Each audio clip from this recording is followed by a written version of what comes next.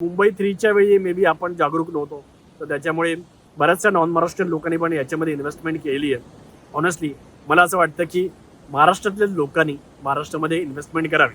Okay, आता काही जण बोलत बसतील की परप्रांतीयांना जागा विकू नका, कमेंट असतात खालती व्हिडिओच्या.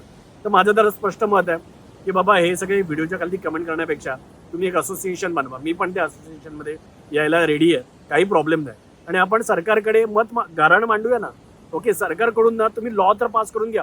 आज मुंबईमध्ये मराठा आंदोलन झालं, तर मराठा आंदोलनाने सरकारकडून जी आर काढून घेतला ना, की सरकारकडून जी आर आला की अशा प्रकारे मराठा कुणबी जे मराठवाड्यामध्ये आहेत तर त्यांना आरक्षण मिळेल.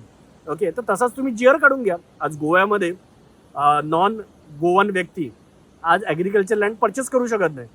तसंच आता हिमाचलमध्ये पण आहे. मग तसं महाराष्ट्रात का नाही आहे? म्हणजे फालतू कमेंट करून काही होणार नाही. ओके, सो बघा, मी जेन्युइनली बिझनेस करतो मार्केटिंगचा रिअल इस्टेटमध्ये, आणि तो मी करत राहणार. ओके, आणि तो लिगल आहे. त्याच्यामुळे त्याच्यामध्ये न करण्यासारखं काहीच नाही आहे. आणि मी तुम्हाला सांगतो, मी 100% मराठी डेव्हलपर बरोबर काम करतो आज पण.